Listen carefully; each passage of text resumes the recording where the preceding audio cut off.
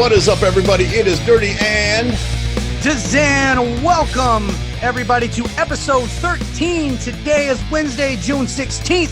For you, Friday the 19th, and Dirty, always with the beautiful middle finger sent my way. Look, guys, we got a lot of shit to cover today. We have MMA topics, we have music topics, and today, as you've seen in the title, we are going over our top 10 favorite comedies of all time. So let's burn through this shit, ladies and gentlemen. First thing I wanted to talk about is Claressa Shields' performance last Thursday in the PFL. Wow, what a comeback. What a fucking comeback, okay? Wasn't supposed to be that close, though, right? No. And look, she was up against a brown belt jiu-jitsu, okay?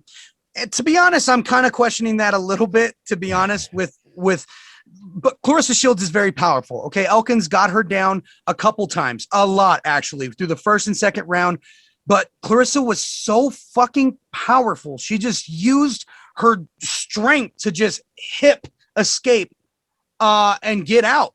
One thing she kept doing, it's obvious, especially with the new fighter, she likes to chase that knockout. She had some really great hits, got her wobbly, and then when she got her down, instead of letting her back up to finish her on the feet, she followed her to the ground. Not something you want to do when you have zero ground game. Definitely not something you want to do against a jiu-jitsu practitioner. So, of course, there's a lot of things that she could learn from the fight, but through utter strength, utter power, and domination, she was able to get out of a bad position, turn it around, and TKO her on the ground with some brutal strikes in the third round.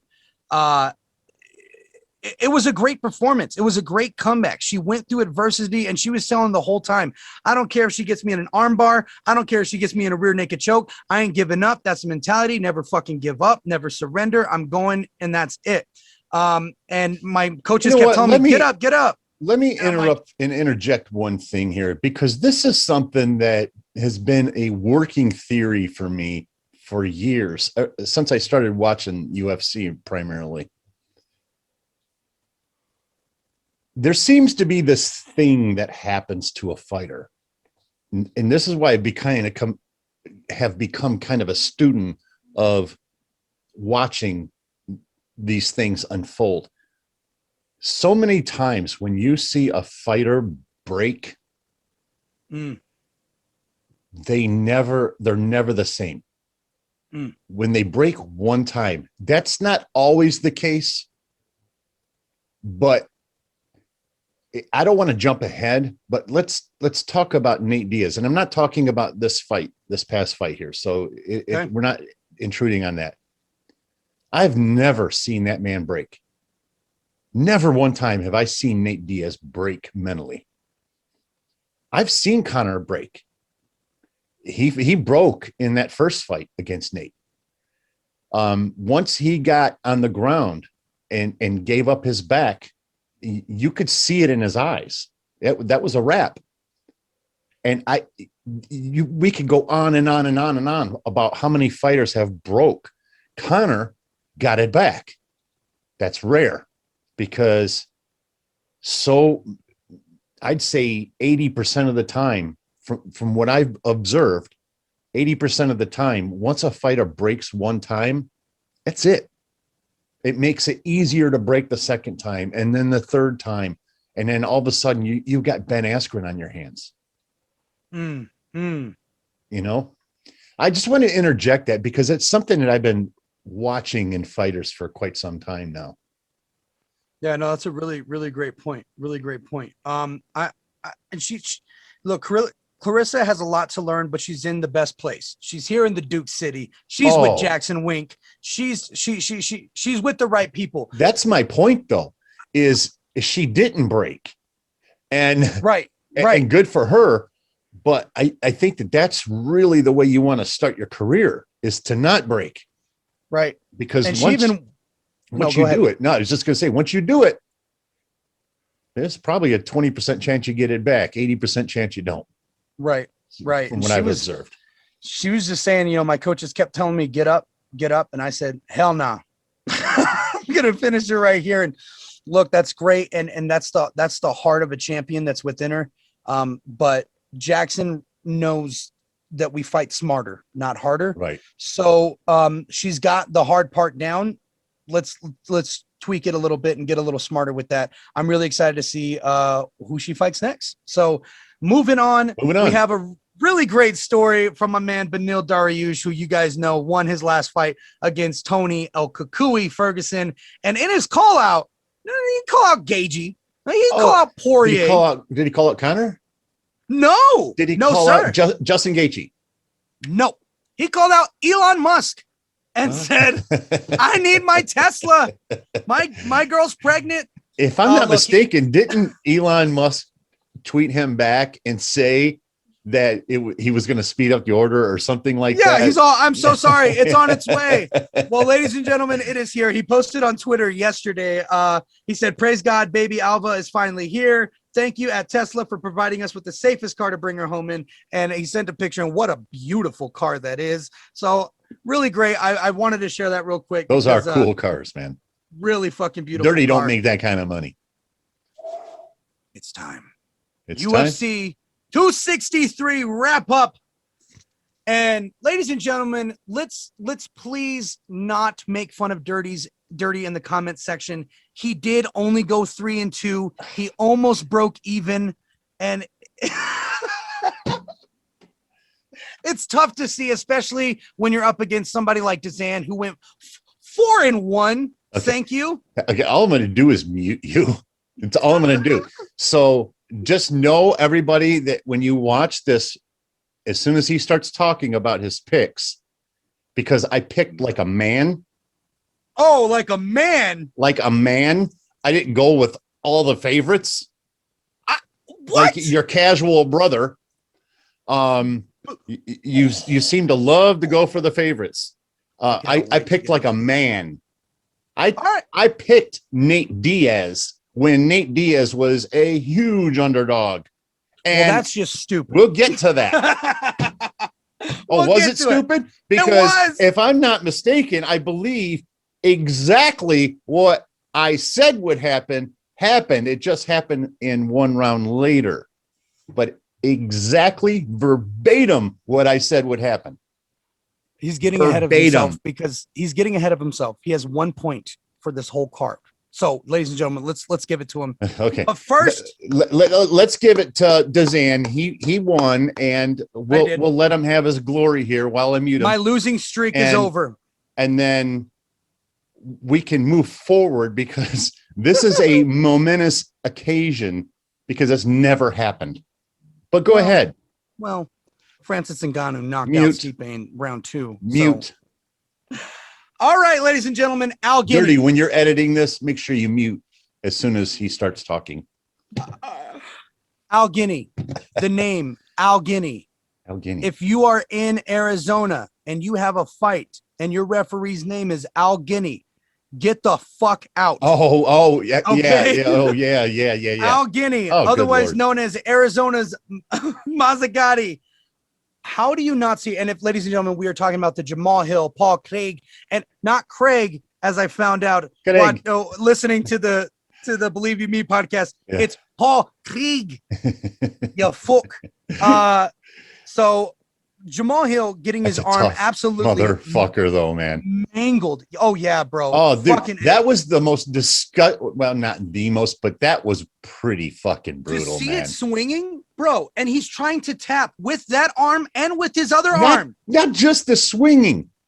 After the fight, did you see the bone sticking out of his fucking arm? Yeah. It was just under the skin. And this was in round 1. And get this, ladies and gentlemen, it's only fucking dislocated.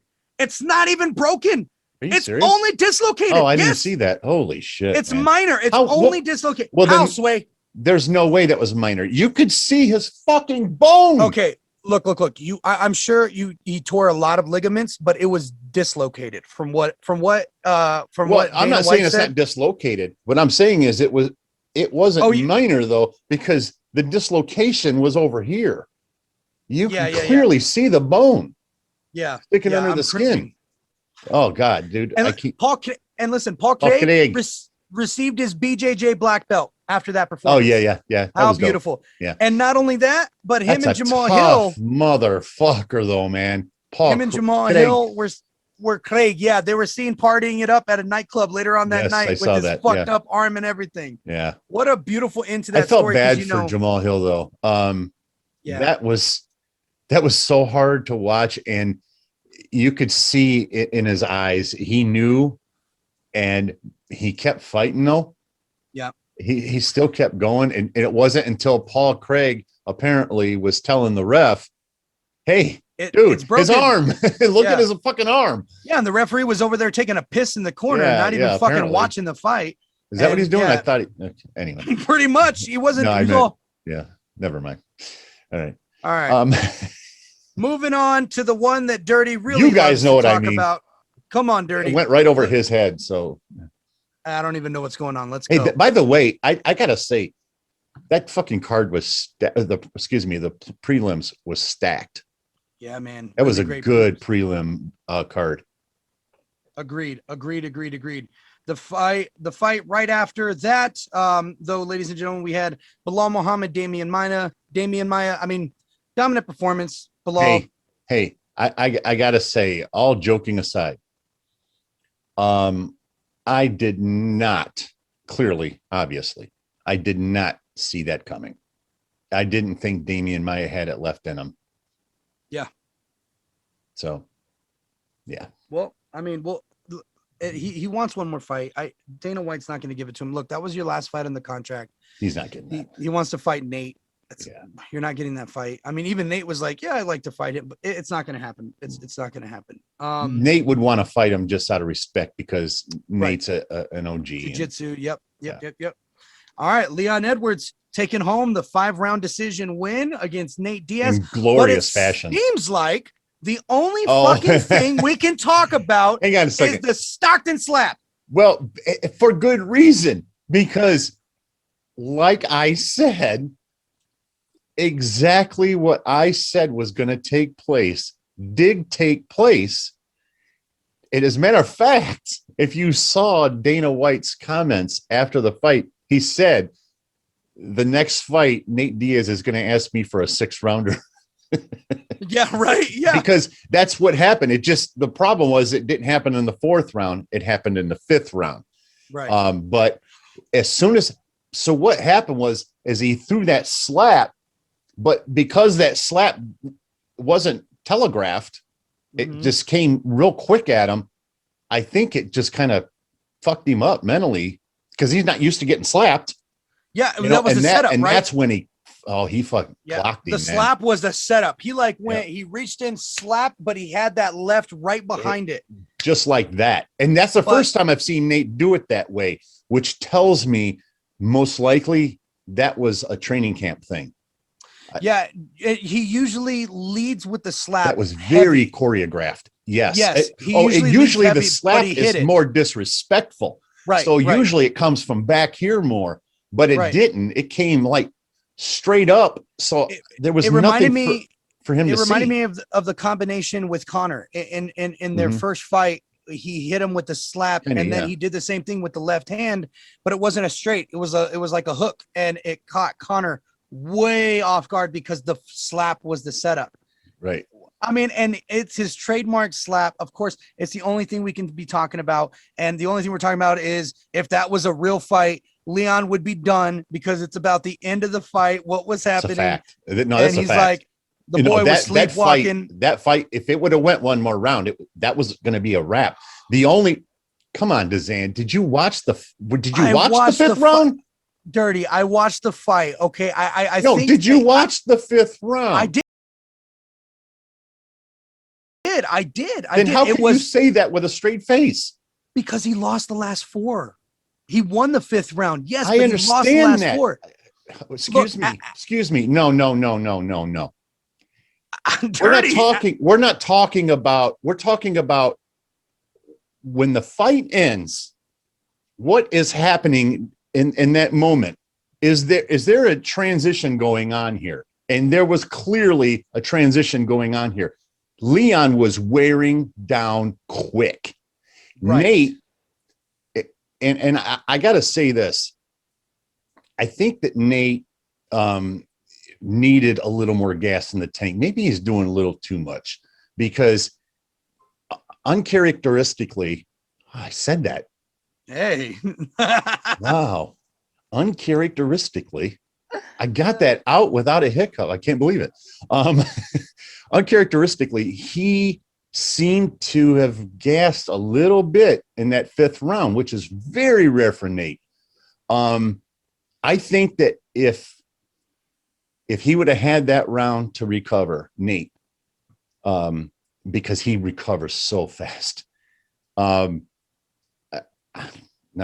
if that would have happened in the fourth round, like I when I said that last week, that's what I thought would happen. Right. And if that would have happened in the fourth round, what took place in the fifth round, there's no doubt in my mind Nate Diaz won that fight.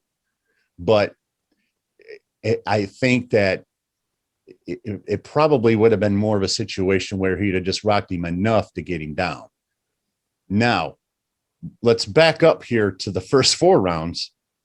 That was about as a dominant performance as I've ever seen on Nate, and that's including the Jorge Masvidal fight. Leon Rocky, he really impressed me. I think it's because of the competition, and you know how I view that stuff. You know, right. when you fight somebody from 15 to 10, okay, so you beat a top 15 guy, you know, and then when you go on to that 10 to 5 area, it's like, okay, I'm noticing you, you know, right. And then when you start fighting the top 5 guys, that's when I start questioning whether you're legit to be there. Right. You know, because there's so many that we've seen from that 5 to 15 area that just never, ever made it, more than not. And that's where I had Leon Edwards. I had him as a number 8 fighter in the UFC, you know, that's just kind of where I viewed him. So kudos to Leon Rocky Edwards. He absolutely did everything perfectly in those first 4 rounds.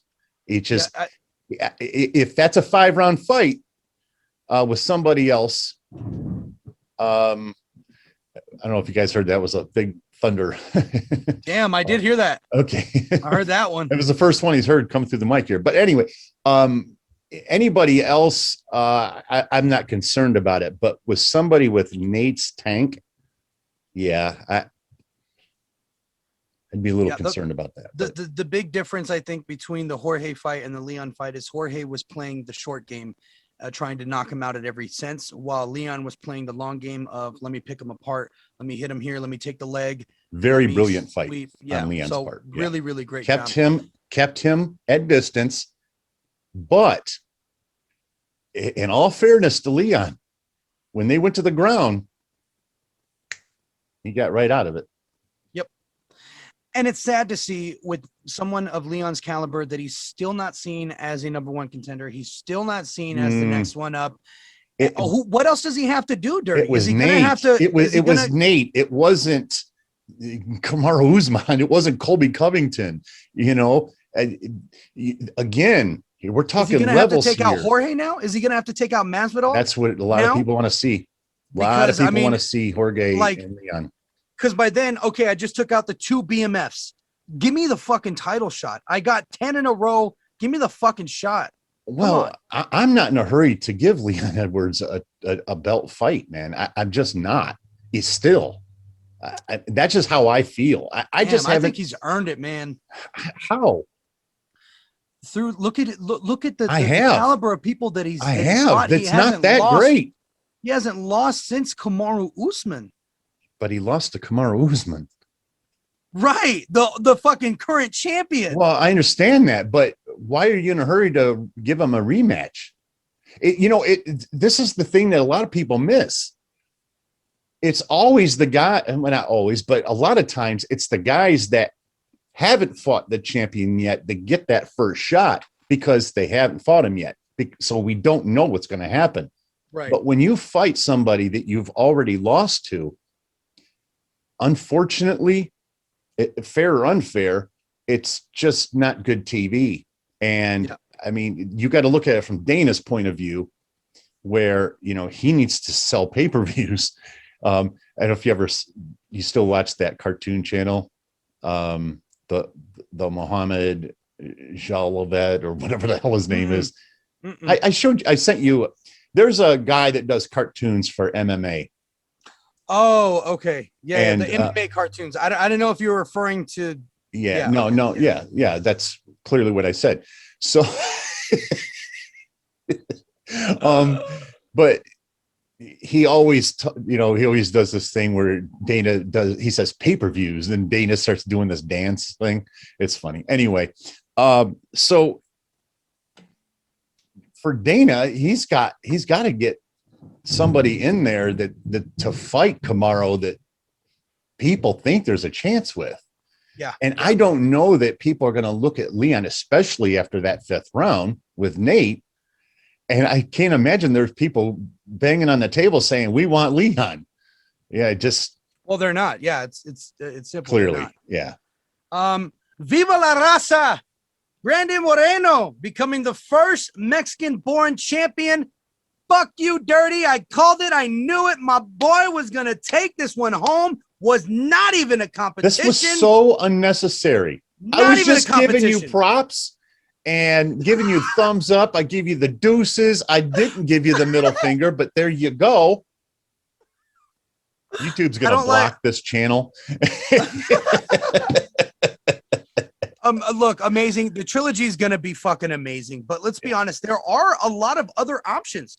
Askar Askarov. You got Cody Garbrandt that could possibly go back. I think Askar Askarov is the fight to win. But there's options, right? There. For sure. Yeah. The trilogy, and then you got the trilogy because the first one was a draw, arguably not really a draw because had he not get kneed in the balls, he would have lost that fight. So, we could easily see it to be 1-1 right now, right? I do want to say kudos to I'm having a break for Davison Figueiredo. Yeah. That was such a classy move on his part. Was not expecting that at all. Me either. Yeah. Because he's got maybe it's an unfair reputation, but I think a lot of people view him as kind of a dick. Yeah. I don't, and the reason is because I've seen him on the Believe You Me podcast, and he was actually a really good guy. Yeah. But I think that did a lot for him with fans.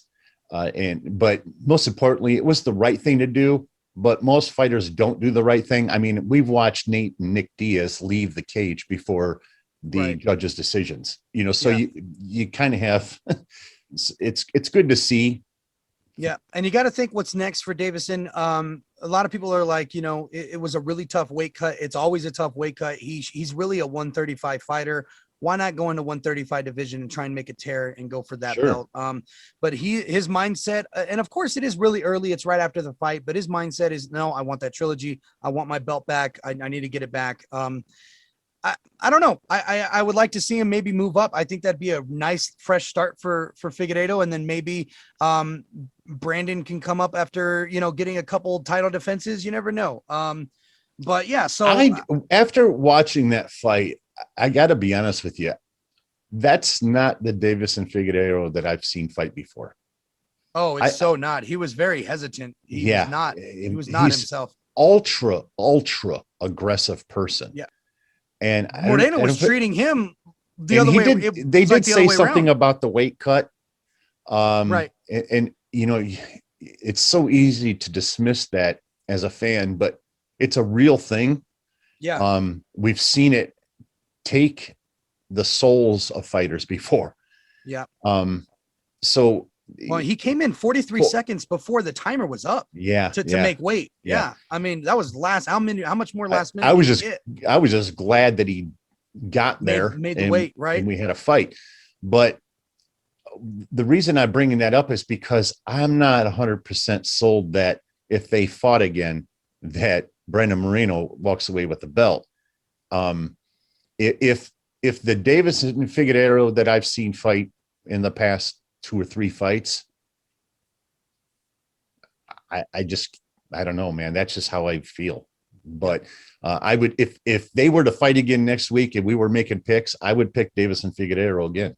That's just how I feel. And this is with what that said, let me just say one more thing. With that said, hats off to Brandon Moreno, and I'm so happy for the country of Mexico. This is a long time coming, and makes me very happy for them. So, right on.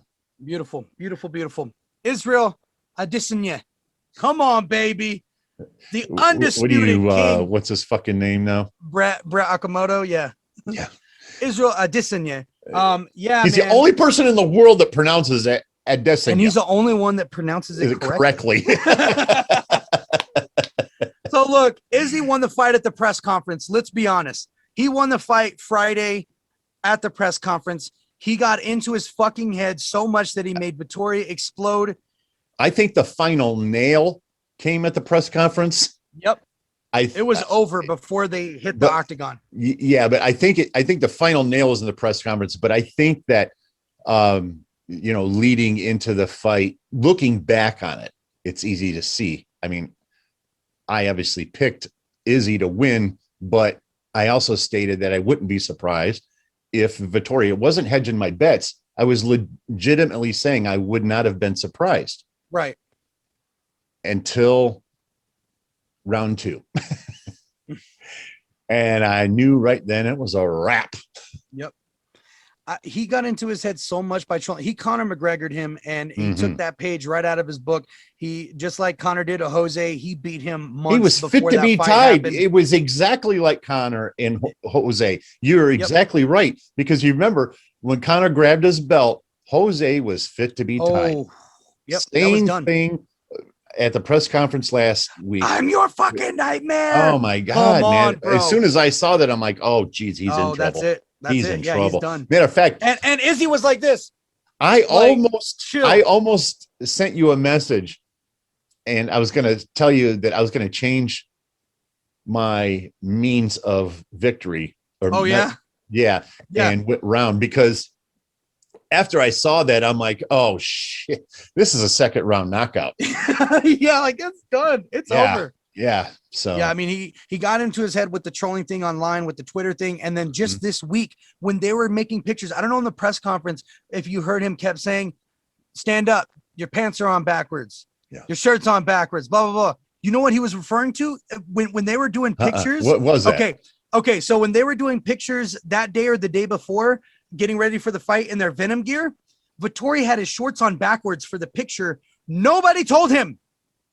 Nobody fucking told him that his shorts were on backwards, and they took the picture and it got posted up. It then got taken down, and then I think the regular one got put up. Me? But Adesanya took that and fucking ran with it. So the whole press conference, he's like, "Stand up, boy, I was wondering what the fuck he was talking about. I thought he's all, "Let's see your ass crack. Your pants are on backwards." Yeah. I was wondering what that was about. Yeah, he's I don't know if you know, but the venom goes on the back. Yeah. The venom goes on the back. Yeah. So thought he was a boxer. They put the Everlast on the front. Right. Yeah, he had him beat before the fight. Let's be honest. What a great fucking card that was. Oh God, man. That was worth the price of admission. There's some of them aren't. Some of them are not. That one was absolutely. Before we get into this week, what we got going on tomorrow with UFC Vegas 29, I want to first talk about a few fights that were just now announced. Michael Chiesa versus Vicente Luque, UFC 265, August 7th. And this is going to be the Amanda Nunes card, I believe. Oh, yeah. So really fucking good fight. And then we have Marlon Moraes versus Merab Dvalishvili. And that's going to be UFC 266 on September 25th. And then Curtis Blades versus Rosenstruck, that same card, UFC 266 on September 25th. I can pick that one right now. Wow. I'm not impressed with Curtis Blades. I love him as a person. I as a fighter. Agreed. I don't know, man. He's like a 500 fighter to me. Yeah, I agree with that. He gets a lot of those lucky shots too. Yeah. All right, let's talk about it. We got Korean Zombie coming up for you guys. It's tomorrow, and our picks, as usual, will be up on our social media tomorrow, Saturday. before the fights start. We got this one kind of an early card on ESPN2. And you know, you guys, let me say something. We should all be impressed with this guy because he hasn't fucked up one time. It's actually Wednesday right now, and he keeps talking as though it's Friday because we put these on Friday, and it's impressive to watch. You are a professional, sir. I appreciate that, D. Thank you. Thank you. All right, guys. After he shattered the fourth wall, just kidding. We got Matt Brown versus Diego Lima. Dirty. Matt Brown versus Diego Lima. Wow. That's opening the main card. Come on. Matt Brown's one of my all-time favorites. Oh, yeah, man. Bro. OG, triple OG. We got my boy Julian Erosa versus Choi Soon Woo. That's going to be a good fight, Julian Erosa. And then Marlon Vera versus Davey Grant. The rematch. Come on, this is gonna be amazing. Yes, Davey Grant, Marlon Vera. Davey Grant. I'm telling you guys right now, I'm going with my boy Davey fucking Grant. I love me Davey Grant, man. And then we have Olenek. Olenik's also fighting. He's fighting. I thought he retired. Spivak. No, man. And this is going to be the fight. Wow, this is going to be the fight right here where he gets his next Ezekiel choke. The guy he's fighting, I think he's going to take him down. That was his last fight. That's right. I forgot about that. So Sergey Spivak is the guy who he's fighting. And then, of course, to end the night, Dan Ige versus the Korean Zombie. I have not heard Ige's name in a while either. Come on, guys. That's good, man. What a fucking card, man. Boy, they went back into the fucking archives for some of these names. That's awesome. Well, fuck. I love some of those old school guys, man. Yeah. Carlos Condit, man. Fuck. Come on. Great card, guys. So those picks will be up, and we'll get to those, and they'll be up on the social media, right down just like it says right. Dirty in DZAN. Go to Instagram. Go to Twitter. There we go. Twitter, Instagram. All right, ladies and gentlemen, it's time we get into some music shit. Our boy, our man T.I., he announced his retirement last week, and he says he's got one more album in him. One more album. Kill the King. So no release date, nothing like that, just the title. Sad to see. I mean, he's got a lot of shit going on in his life. He's a fucking mogul. He's got shows he's doing, producing shit. He's got a lot of stuff. Do you know how many plugins that guy owns alone? I mean, he's got music plugins. And when I say plugins, guys, I'm talking about for like music production. You need plugins, reverbs, and all kinds of stuff. And he's got a series of plugins, and producer and movie star. And I mean, come on, he doesn't need that. He doesn't need it. And it's a lot of work. Music is a lot of work, guys. It is. And to be honest, his last couple albums, I didn't see myself replaying them as much as I did like T.I. versus TIP or The King. But nevertheless, I'm really excited for that. Ladies and gentlemen, also this week, the highly anticipated album for all you new school rap fans out there that like to listen to what us old heads call mumble rap. Migos came out with their album Culture 3. And regrettably, you guys, I listen to all hip hop. Don't give a fuck. If it's good music, it's good music. I checked out the album, and to me, it was okay. And that's actually saying something. When you go into a project knowing you're probably not going to fucking like it, and then a few surprise you, it's nice. They had a couple really good features on there. One with Drake, and let me actually pull it up real quick. The number one song on there, hands down, they have a song with Juice WRLD, and it's called Antisocial. Fantastic song. I really like that one. I played that. Do you know how many songs have been called Antisocial throughout the years? I mean, that's one of the most overused song titles. Yeah. Wow. Okay. Having Our Way featuring Drake, which Drake stole the fucking song. He was rapping the whole fucking 2 minutes of it and then finally gave it up to them, but he fucking killed it. That was a great song. And kind of a sleeper song on there, What You See featuring Justin Bieber. I found really nice. I really liked it. Everything else was not very great. The bars were real repetitive, nothing too intricate, nothing you can really sink your teeth into. But for the kids, it's hype music. You know, they like it, but probably not going to revisit that one. But there were a couple good tracks, so I thought I'd highlight that out there for everybody. Now, this one is just for Dirty right here. Maroon 5's new album, Jordy, just came out. So this episode is over. We will see you guys next week. Peace. Tear. All right. No, that really wasn't it. That was just kind of something I had to set him up with, because I did tell him before the pod that I had I had news for him. Funny. All right. Let's get back into the rumor mill with K-Dot real quick and his album. Okay. We just got word that he is going to be headlining a festival called Days in Vegas in Las Vegas, November 12th through the 14th. Okay.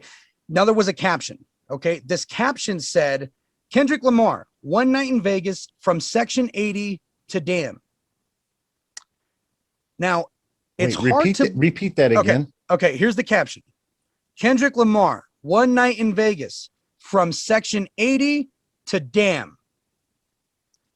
Now, it's hard to believe that he would accept a headline spot without having new music, right? One.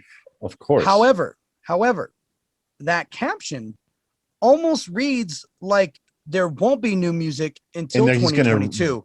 That he's going to be rapping from Section 80 to Damn.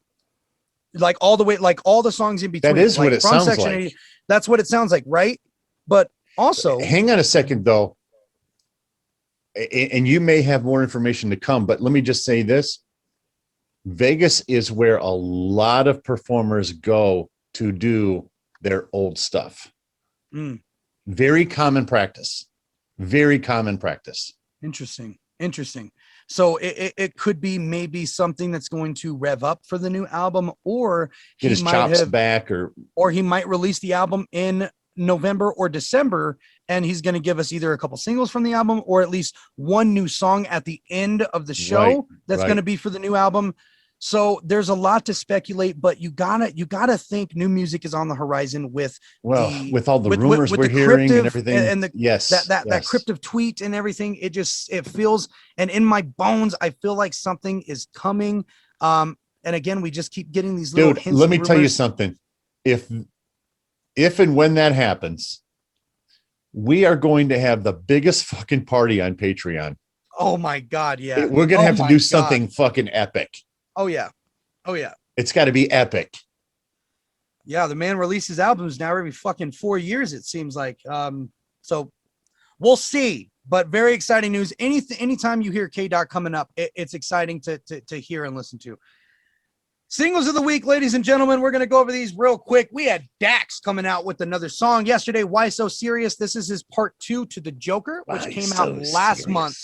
And man, this was a great track and a good sequel. It was a music video that he had came out with. So it just rolls right off of the Joker music video. So kind of a two-parter there. Ex-Ambassadors coming out with the song My Own Monster. I've been replaying this motherfucking song for the last couple days. I love this band. They give me that real deep kind of vibe. The bass is heavy. Their voice is strong. I love that dark pop. You know what I mean? I'm not a pop listener, but dark pop, I am all in with that shit. You just started a new fucking genre of music. Thank you for that. Oh, let's do it, bro. Let's do it. I'm down. There's so many fucking genres of music. My head spins. The last single of the week, Mayday, featuring UBI. Now, this was on their last album that had just came out, but it was a music video that had came out yesterday. And what a dope song. It's called All In. And UBI, if you guys don't know, is one half of Cess Crew, which is also part of Strange Music. So Cess Crew is a two-person group that is with Strange Music. And hey, are the Gorillas two people, or is it one, or is it three? I mean, I think it's four. Oh, I think there's a drummer, they have a bass guitarist and a vocalist. Okay. I'm pretty sure in their first videos, it showed the four, because they always show them in animations. And I'm pretty sure there's 4 monkey animations. Oh, no, there is. Okay. You know what? This isn't the time or place for that. We'll figure that out for all of you motherfuckers later. Yeah. We'll figure that out. Yeah. But that's all I had for music. That's all I had for MMA. So if you're done, I'm done. Let's get into our top 10 comedies of all time. And I just want you to double check your list. Movies. You have 10, right? Comedy movies. 10. Not you have TV 10, right? I have 10, and I have 1 I have one. What do you call it? It's called an honorable mention. Yeah, you don't that's need to what it keep is. the Honorable finger up. mention. Yeah, I got two. Okay, I got two honorable mentions. Go ahead, hit me with it. Honorable mention number one. No, just kidding. I only have one. It's going to be next Friday. All of the Friday movies were fantastic. That is my personal favorite. Oh, by the way, again, just as it needs bear repeating because people can't think sometimes. We're not saying that these are the 10 greatest of all time. We are saying these are our 10 favorite of all time. Right. So next Friday of the trilogy, that is by far my favorite. Maybe not by far, but it's definitely my favorite. Rancho Cucamonga, everything. Debo was in there. Everything was that was fucking an awesome movie. And everybody was smoking constantly. Loved it. Great fucking movie. My honorable mention, Meet the Parents / Fockers. All of them. All of them. Shit. Ben Stiller kills me. Shit. This man slays me. I fucked up. He's in my honorable mentions. Meet the Parents. All of them. This is going to happen. I got a feeling this is going to happen a lot. This is going to happen. This will happen. Trust me. Yeah. This my second honorable mention is MacGruber. I don't know if you guys remember MacGruber that came out in 2009. It was one of those SNL skits that turn, movies. It was a MacGyver thing. Fucking love it, man. It was some of when he rounded up all the WWE stars and we thought this was I never saw the movie. Oh my God, dude, he created this amazing team. There were so many. We have to make a pact here, though, that we're not going to go, dude, you haven't seen it. You got to see it. And then report to me by 3:00 this afternoon. Yeah. And tell me. Yeah, no. Look, he got all these WWE superstars and it looked like this was going to be the making of a really badass action movie. This was in the first 10 minutes. They all blew up in a van of C4. Oh, shit. I forgot. Oh, shit. Did that just remind you of something? Yes, it reminded me of another movie. That's two movies already that should be in my top 10 that aren't. Oh, I love it. Guys, no, it's not that movie. It was one that you said. Anyway, okay. All right. Well, let's get into it. Up. Number 10, Dirty. What's your number 10? This is number 10 of my faux top 10 list because I just realized there are two missing. All right. Number 10, There's Something About Mary. I love that movie.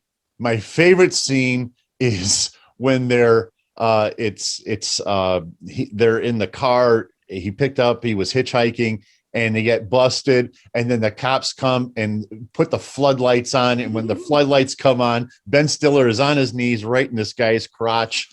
Looks like he's blowing him off. It's fucking hilarious, man. And then of course, Mary's cum stained hair and the zipper. The zipper. Oh, good God. How'd you get it up and over? All right, look, next. Look, I have a feeling we're going to be talking about that movie again, so I digress. Okay, fair enough. Number 10 for me, Ben Stiller again, man. Ben Stiller's killing it. He's the king of comedy. Fair enough. Heavyweights. If you guys did not see Heavyweights, came out in 95. He played this fucking crazed camp counselor. Oh my God. He ran a fat camp. His name was Tony. And he was just hell-bent on getting all these fat kids into shape. One hell of a funny movie. I remember watching it on the fucking Disney Channel. Fucking hilarious movie. I loved it. So Heavyweights, number 10 up there. Ben Stiller. I just love Ben Stiller. Yeah, I don't blame you. He's a funny Pretty dude. Simple, easy. Number 9. Well, we both had Ben Stiller in our top 10 for sure. Okay, number 9, 48 Hours, Eddie Murphy, Nick Nolte. Love that movie. It's not really a comedy, but that's something DZAN and I talked about. A lot of these, when you're thinking about comedies, sometimes or a lot of times they're few just straight up comedies. Right. I think everything else in my list is a straight up comedy, but this is a comedy drama. But I love that movie. When Eddie Murphy goes in and busts up that bar playing cop. Oh my God, that was so funny. And fucking with the backwoods country people. I loved it. That was a fantastic movie. Yeah, I'm upset. Yeah, now that you say that, man, Eddie Murphy. I told you this is going to happen. I knew this was going to happen. And he even his shitty movies were fucking funny. I don't know if you ever saw Pluto Nash. It was probably one of his worst received movies. fucking hilarious. My God, he is just hilarious. He's just hilarious. I think time's going to tell in another 20, 30 years from now, we're going to look back at Eddie Murphy as Richard Pryor. I really do. Yeah. Hands down. Hands down. My number 9 is a classic. Steve Martin, Planes, Trains, and Automobiles. Oh my God. Mr. Candy. God, how do you not, how do you not have Planes, Trains, and Automobiles in your top 10? This is a fucking classic movie. That's one of my favorite movies of all time. It'll have you laugh. Listen, this is like the Thanksgiving movie. If it's around Thanksgiving time, this is on in my house. I just had my wife watch it for the first time last year, and it was so awesome to watch her see it for the first time and me rewatch it. You remember playing the piano on the dashboard? Yes.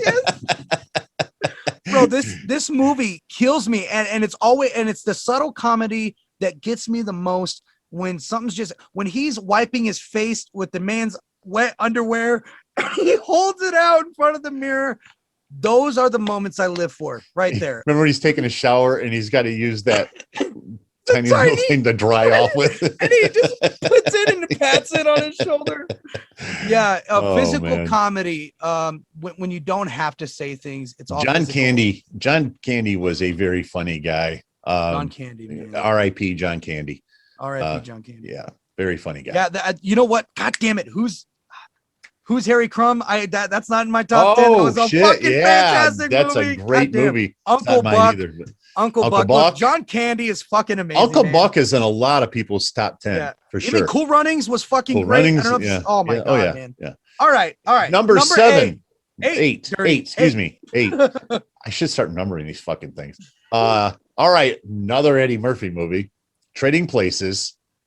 I got to tell you a quick story. So when this movie came out, it was rated R, and I was, I don't know, 14, 15 years old. And I went with my buddy who was 17 at the time, and so he could get in to see it. Back then you didn't need a parent or anything like that. So, but I couldn't get in there. So we bought movies or tickets for this movie called Pennies from Heaven. It's I think it's Madeline Kahn and Steve Martin. It's not funny. It's a stupid fucking movie. Anyway, but we bought tickets for that, and obviously snuck out of there, went into the other theater where Trading Places was at, watched it 3 times in a row. Just love that movie. Front to back, it's like a Tupac album. By the way, pay attention on Patreon this weekend. Little drop there. Yes, so some kind of anniversary here. Anyway. Oh yeah. And it's a PayPal too. So, but front to back, not a dull moment in that movie. There's not one single moment in that movie where you go, okay, how much is left? Right. It's just nonstop comedy, and it's fantastic. Eddie Murphy, Dan Aykroyd, Jamie Lee Curtis exposes herself. Absolutely, some of the most stunning. I'm surprised you don't have a time code. You're like, oh, dude, I probably should. Everybody knows that scene, and they're 2 of maybe the most incredible set of breasts you have ever seen in your life. I'm not kidding you; they are ridiculous. They're so meticulous and perfect. Oh my God. And then Don Amici, Ralph Bellamy, who are some really old school actors that I have no concept of, other than they were in a couple of Westerns back in the day, but they were very funny themselves. And they were good sports because they had to play racist people. And, so anyway, it was just a fantastic movie. Great storyline on top of it. Just funny as hell too. All right. Mine is a classic 90s comedy. Brendan Fraser, Adam Sandler. Airheads. I fucking love Airheads. That was my shit. I watched that so many fucking times when I was younger. I love that movie. I love everything about it. Brendan Fraser, you didn't really see him too much as a comedy guy, right? Yeah, I liked him in Encino Man. Bedazzled was fucking hilarious with him. Yeah, that was pretty good. That was one of my favorites, also with Brendan Fraser. But that movie right there, Airheads, is just a classic movie that I can always just go back to and watch, and it's fucking hilarious every time. There's so many great people in that fucking movie too. Number 7. What do you got? Number 7, Dumb and Dumber. Great pick.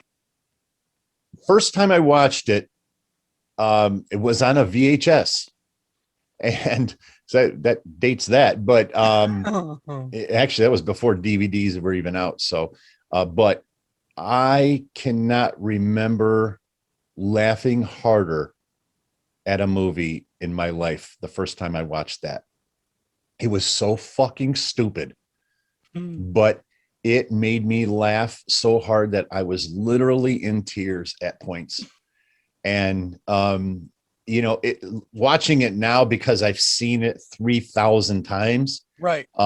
It's not as funny, but that first time, even the first 10 times, probably, I just, one of those belly aching hurt because of my laughter type movies. Loved it. That's a good one. That's a really good one. That's a really strong one too. My number 7 is a movie that I also sneaked into the movie theater to see with my friends, and that is The 40-Year-Old Virgin. Steve Carell. Oh, sure. Oh my God. Fucking the raunchiest of raunchy at the time. when you're 13 years old, yeah, you go and sneak into The 40-Year-Old Virgin. Great fucking movie. I mean, Seth Rogen. Oh man, just a comedic genius. Steve Carell wrote the fucking film. Great fucking comedic writer. I mean, The Office is probably my favorite show of all time. Will forever be my favorite show of all time, and definitely in my top 3, if it's not my favorite. Yeah, he's just him as an actor. He gets into every role. He is that person. He assumes that role, and he's never the same person in each role. And I fucking love him. I love him so much. Let me say one thing about Steve Carell. When you say about his acting and taking on a role, you're right, because there's an episode of The Office that I can't watch. I can't watch it. Too cringy? It's too cringy, and I just can't watch it anymore. It's which one? Diversity Day? No, Michael's Tots. Oh my God! I can't watch it. I can't watch it. I'm serious. Like every time I go through the season, I skip that episode. I cannot watch that. He's so good. He's so good at being so indirectionally malevolent. Yes. Oh my God, that's a great way to fucking put it. You're absolutely right. It's just so off-putting, and he kills it. And he's so good at it that it's kind of like this double-edged sword.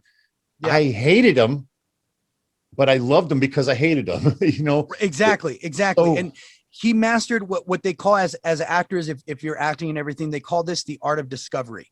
And that is being able to know what's going to happen in a scene, but act as if it is happening to you for the very first time. And that is something that nobody on this earth can do better than Steve Carell. He has the art of discovery down pat. You think that every line is improv because he does that well at his reactions. He's very natural with it. And I guess the reason why we're talking about The Office is because in The Office, they actually had to grab a little bit of that character from the 40-Year-Old Virgin, and they had to inject that in Michael. That's probably the closest. Well, between that and Anchorman, that's probably right in that sweet spot of what he was. For Michael, you're absolutely right. After the first season of The Office, we need to make a change. He needs to be more likable. That movie that just came out that he was in, we need to grab 50% of that. Just inject that into Michael, and it just made the series. But nevertheless, sorry, 40-Year-Old Virgin was my number 7. Number 6, Dirty. What do you got? Step Brothers. No fucking way. That's my number 6. Let's talk about it together. Okay, we literally have the same number 6. Let's do that. That's perfect. That's beautiful. Love it. Okay, go for it. I tell you what, we'll do our favorite parts of the movie. Yeah, sure. Okay, sure. It's impossible for me to pick one. It is front to back, man. Front to back, man. It's just there's no moment again where you say how much is left in this movie. And Exactly. you don't want it to end. You don't want it to end. You know, from the time he's eating the fucking nachos, watching the chick working out, doing aerobics, you know, till, you know, he's burying him in the fucking yard. And that, I guess that is probably my favorite moment and my wife's favorite moment in the movie, where the mom says, "What the fucking fuck?" What the fucking fuck? When they're just so over it and they're so like, it was right when they clocked each other with a baseball bat and the golf club. It was, and she's got the hose in her hand and it's spraying her. Yeah, and when he's in the car and he's like, you know, I'm not gonna call him dad, right? Yeah. Even if there's a fire. Even if there's a fire. And he's like, I better not step to me. I'll punch him in his fucking face. That's what he said. I used to party with Johnny Hopkins. Yes. It was Johnny Hopkins and Sloan Kettery. We used to blaze that shit up every day. They made the bunk beds. There's so much more room for activities. Yeah. So many activities. The fucking Catalina wine mixer. Oh, man. Yeah, that movie, when he put his balls on the drum set, everything. And he's like, hey, why are you all sweaty? What's wrong? He's like, just watching Cops. Yeah. Come on. I happen to know Cops doesn't come on till 4. Oh, man. That was, yes. Man, that was so fucking funny, man. One of the best, if not the best, Will Ferrell comedy. Yeah. There we go. Number 5. Right. Number 5, Dirty. I guess I'll go. Tommy Boy. Great. Tommy Boy. Chris Farley, R.I.P. again. This time to Chris Farley. Probably Adam Sandler's best friend that ever existed on planet Earth. David Spade. Adam Sandler is an incredible human being. And I know that Adam Sandler's not in this movie. And but we may end up talking about him later. So I'm going to save that part, but I just want to go on record. I got a story to share with you guys if you've never heard it before. And it's just an incredible story. Anyway, Tommy Boy, it was a shoestring budget, typical Saturday Night Live kind of filmography or cinematography, excuse me. Right. But it was all 100% of the comedy came from Chris Farley. It wasn't in the script. It wasn't in the way they shot the movie. It was all Chris Farley. He carried that whole fucking movie and put it on his shoulders. He did all the heavy lifting. It was just an incredible performance on his part. And it's the way that I will always remember Chris Farley. Beautiful. My number 5, ladies and gentlemen, Broken Lizards, Club Dread. I don't know what the fuck you're talking about, man. Okay, Broken Lizards are the people that made the movies. The movie is called Club Dread, but the Broken Lizards, they made Beer Fest. They made a is that the one with Artie Super Lang? Trooper? Oh, okay. Name doesn't ring a bell. No. Super Trooper. Have you ever seen Super Troopers? Yes. Where he says, hold the spit. Yes, hold the spit. Yeah. So it's that group of guys. It's those group of guys. Okay, it's like 5 of them. Right. And they all work together on multiple kind of movies. like the Farley brothers. Right, exactly. So they've done that one. They did Beer Fest, and then they did Club Dread as well. They've done a lot of them, but that right there was my absolute favorite. It's a comedy / horror, and they make fun of the horror genre at every fucking turn, but they do so smartly. Just to give you an example, there's a very intense scene where people are walking through the hallway and it's very quiet, and it's actually kind of intense, and you get a little scared and you see a body hanging, really far away. And as you get closer, this Hispanic dude comes out of the fucking doorway right in their face, and he says, is somebody going to get the fucking door? Like, they do so much really great shit. Somebody's about to be murdered while they're like having sex, and she's all licking his ear, and she's all, oh my God. And he's like, what, too much wax? Like, no, you're about to get axed in the fucking back. It's a great fucking comedy movie. They make you think it's all these people because of how they like slowly and they zoom in on their faces. It's a fantastic fucking comedy and one of my favorites. Number 5, Club Dread. I love it. Awesome. Okay, number 4. I gotta be honest with you, 4 through 1, they're all interchangeable. Full disclosure. So there's, out of all of these next 4, there's no number 1. They're all number 1 to me. Happy Gilmore. Great I'll go with number fucking 4. Happy Gilmore was the second album. Yeah, that shit was popping. Yeah. It was a second movie, I believe, from Adam Sandler, where he was the primary guy, not Airheads and where Right. with other people. But anyway, fantastic movie. It was actually a pretty good storyline, and then you got Carl Weathers in there, from Rocky movies. Does a fantastic job in the comedy genre, Chubbs, bro. man. Yeah. Chubbs Peterson, right? Yeah, and he played it straight so good. That was to be the straight man, and he played it so fucking well, bro. But it was still funny. Yes, and he did a great job. You're gonna give that shit up. He's got that wooden. You're gonna give that shit up. Yeah, shit up. Yeah, I fucking love it, bro. I love that on golf. movie. Yeah, that was a fantastic movie. You're number 4. My number 4, ladies and gentlemen, super bad. And this is what I mean by Seth Rogen, comedy genius. This man wrote this fucking movie when he was 14 years old, him and his friend. Come on. Right. These jokes are from the fucking 80s, 70s, 80s, and they fucking kept rewriting. And they made a fantastic classic in Superbad. Jonah Hill's breakout fucking role. Michael Cera being amazingly awkward.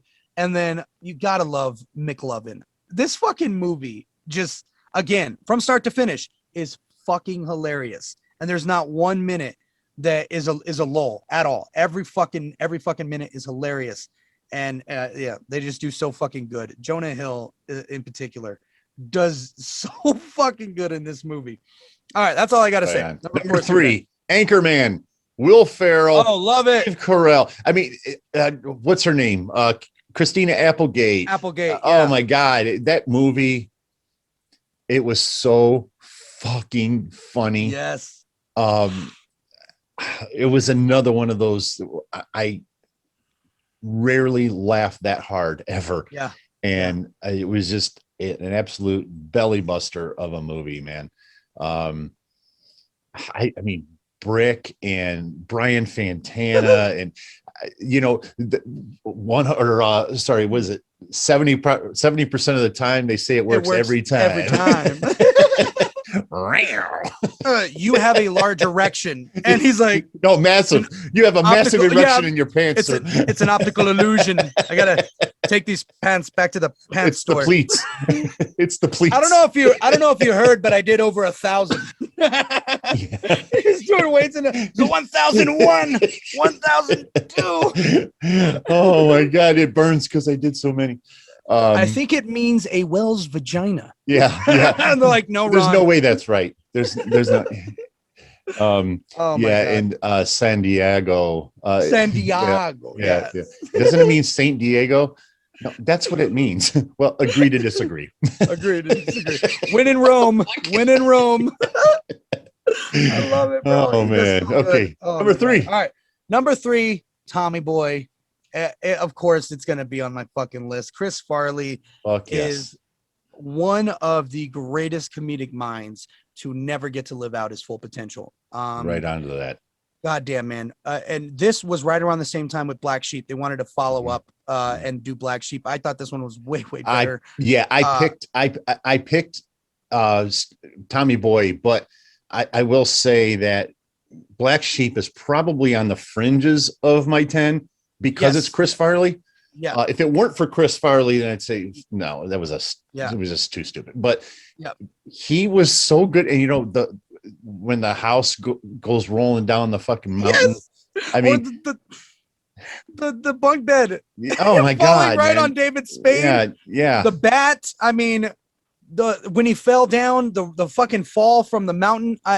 Every fucking thing in this movie. And what's his name? The guy that had the bus.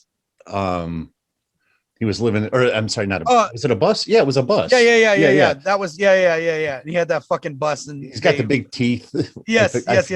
Yeah. Gary Busey. Gary Busey. Yeah. But yeah, Tommy Boy was just such a fucking good movie, bro. It's not only comedic, but it's got the feel good moments. It's got everything that you want from a fucking 90s comedy movie. And that's true to fact. Ironically, I just watched this movie, number 2 for me, I just watched this movie last week, and it's the first time I've watched it in probably a year. My number 2 is Old School. Oh my God. What a fucking comedy. And you've got fucking Snoop Dogg in there, doing his performance. Hey, come and bring your green hat. And all of the characters in there were so fucking funny. And even like you said about, who was it you were talking about? Oh, Carl Weathers, playing the straight role, right. Mitch kind of played the straight role in there. And, one of my favorite parts in that movie is when that fucking blonde, the 17-year-old girl. Did you say the movie? What movie? Old School. Was it? Oh, Old School. Oh, yeah. My God. I thought you were saying it's an Old School movie, and I'm like, what is he talking about? Yeah, Old School, the movie. Yeah. My God, Blue, my boy. And she's laying in the bed in her pink panties, and she gets up and she's putting on her fucking jeans, and and she's like, "Don't worry about calling me," and this and that, and she leaves, and he says, "I love you." She was the perfect girl, man. Yes. She bounced without being asked. I mean, it was just beautiful. Oh, anyway, no, there was so many, everybody's doing it. There were so many of those lines in that we steal to this day. Yeah. Between that and Happy Gilmore, they're probably the 2 most repeatable lines that you'll ever pull out of a movie, from those movies. Oh man, what a fucking movie. Love that movie. All right. Don't need to spend too much time on this one because it was already said. My number 2, There's Something About Mary. This movie, it was a struggle between this and my number 1. And really, they are interchangeable. This and my number 1 are interchangeable. But Something About Mary was the greatest Ben Stiller fucking movie of all time. Again, from start to finish, it is hilarious. And the situations that he finds, it's that cringy comedy, that embarrassing comedy, that comedy that makes you feel for that person, but then also want to know what the fuck is about to happen next. And I just thought of another part in that movie that was just fucking hilarious, and that's the old chick with her tits. Yes, I was just gonna say that. When he's looking through the binocular to try and get a look in at Cameron Diaz, he sees the wrong one. Oh my God, that was so funny about this movie. And then her stalker that got poison ivy. Oh yeah. This movie, bro, There's Something About Mary was fucking hilarious. It was genius. Okay, I will say my favorite part. Fucking great. My favorite part of this whole movie was when Ben Stiller was crying, leaving because there was no hope. He was not going to get with her. She said, "Stop, wait." And he turned around and he's about to smile. Oh, yeah. Said, you forgot your keys. That was fucking hilarious. Oh my God. You're right. That may have been the funniest moment in the movie. That killed me. You don't expect it. You don't expect it. Right. Yeah. And his look of happiness to just utter defeat kills me. Yeah. All right. This is it, ladies and gentlemen. Our number 1, Dirty. Number 1 for Dirty, Billy Madison. Beautiful. It started off Adam Sandler's career, really. Saturday Night Live and again Airheads in it, but that was the movie that everybody, because he had to carry the film, right? And it was a shoestring budget movie, and I love when you get Dumb and Dumber shoestring budget other than Jim Carrey's pay. Tommy Boy, definitely shoestring budget. I mean, Sandusky, Ohio. A lot of these movies, but Billy Madison, oh my God, I just realized I forgot a movie. And it has to get an honorable mention. Say it right now. Say it. Caddyshack. Oh my God. Talk about shoestring budgets. Wow. That movie was shot at $200,000. Wow. Yeah. You are fucking right about that. $200,000. Pure comedy. Yeah. Pure comedy. But anyway, Billy Madison, shoestring budget. Adam Sandler just fucking slayed it. From the time he's fucking, reading his nudie mags, and then he's standing there, back to school, to prove to Dad that I'm not a fool. I got my lunch packed up, my boots tied tight. I hope I don't get in a fight. Oh, back to school. How about Chris Farley? Funny. Chris Farley taking his shirt off when he got the answer right. He goes, again, this man. Even when he made cameos, like in Coneheads, like when he made a cameo in Coneheads. Yeah. Oh my God, bro. Yeah, even his cameos slay me. All right, my number one, probably my favorite comedy duo, Simon Pegg and Nick Frost. Shaun of the Dead is my number one, the greatest comedy movie of all time. And Dirty's never seen it. You've never seen it. Wow. I'm gonna pull a you have to see this and report back to me by 3 p.m.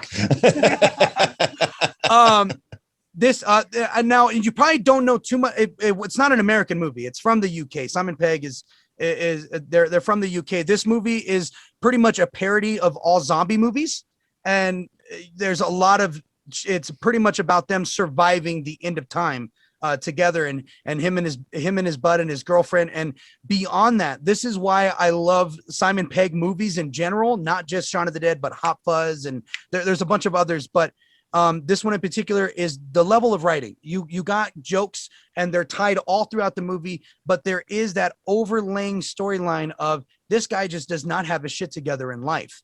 And you can see through the worst time possible in history that would happen, that's when he knows he doesn't have his shit together. And there's a lot of things with his relationship, his relationship with his mom and stepdad, all that shit. I mean, it's great fucking movie. Wake up, wake up, wake up, motherfucker. Watch this movie and get back to me.